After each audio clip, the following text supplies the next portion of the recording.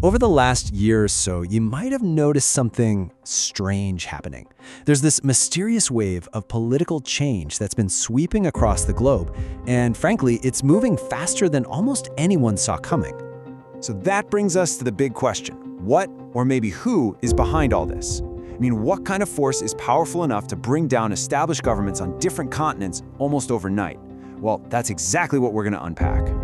It feels like it all kicked into high gear around September 2025. First, massive protests in Nepal.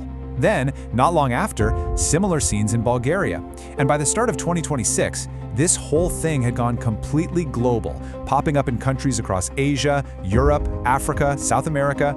The speed of it was just dizzying. So to really get what's happening, we've got to figure out the force that's driving this global shockwave. And here's the big reveal. The engine behind all this change, the main players in this unfolding global drama, it's Generation Z. Yep, the generation that grew up entirely online is now fundamentally reshaping our political world offline. And let's be clear, we're not just talking about a couple of isolated incidents here. This is a decentralized but somehow interconnected movement. We're seeing it in Nepal, Morocco, Madagascar, Peru, Indonesia, Bulgaria. The list just keeps growing. It's a truly global phenomenon. Okay, so to see how this actually works, in the real world, and how these movements are getting such incredible results, let's dive into our first case study, Nepal. So, the spark that lit the fuse in Nepal, it was a government decision to ban major social media platforms. Now, for a generation whose entire social and political life is built online, this wasn't just some small inconvenience. It was seen as a direct attack on the very way they communicate and organize. And this was not a peaceful transition. The stakes got incredibly high, very fast. In the clashes with police that followed, 70 people were killed. That intensity just goes to show how determined and serious this movement became.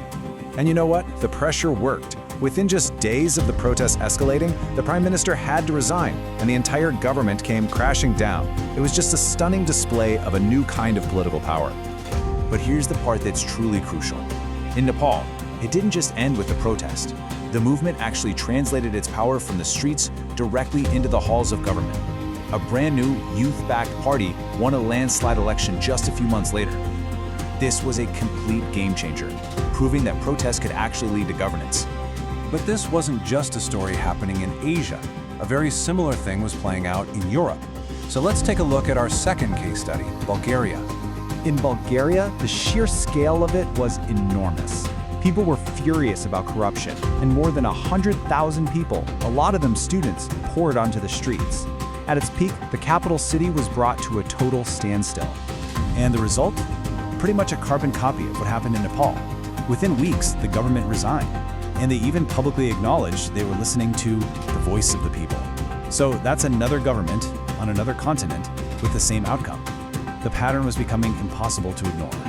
So we've seen who is protesting, and we've seen what they've been able to do. But now we have to ask the big question, why? What's the core motivation that's driving this generation into the streets? When you actually look at the list of demands, from country to country, they're remarkably consistent. They want an end to corruption, they want better economic opportunities, a real reduction in inequality, and they want a fundamental overhaul of political systems that they feel have completely left them behind. And this quote from an analyst really just hits the nail on the head. This isn't just about a single policy or one politician they don't like. It's a much deeper anxiety, this feeling of being locked out of the future, a future that just seems more and more unstable, whether it's because of economic pressures, a total lack of trust in politics, or climate change. All this has led to what some are calling the world's first true digital revolutions. And let's be really clear here, this isn't just about using social media to organize a protest. This is different. This is where social media is the protest. It's the core infrastructure for everything: coordination, communication, getting the word out, all in one package. So how in the world are they doing this so effectively? Well, to get that, we need to look at their method. They've basically got a whole new protest playbook. The difference in structure is fundamental. Traditional movements were usually hierarchical. They had a clear leader, and they took a while to get going. These new Gen Z movements are the exact opposite. They're leaderless, which makes them really hard to stop. They're decentralized, so there's no single point of failure. And they move incredibly fast because they are, by their very nature, digitally native. They follow this simple but incredibly powerful three-step model. It all starts with online mobilization, where an issue just goes viral. That leads to step 2, rapid scaling, where all these networks activate and thousands of people join in, not in weeks, but in days. And the final step is political disruption, where the sheer size of the movement forces the establishment to respond. Okay, so we've covered the who, the what, the why, and the how. But that leaves the biggest question of all, which we're going to get into in this final section. What happens next? And this, right here, is the central challenge. This generation is incredibly good at tearing down old structures. But what do they build in their place? Their greatest strength during a protest, being leaderless and decentralized, that can become a real weakness when it's time to actually govern.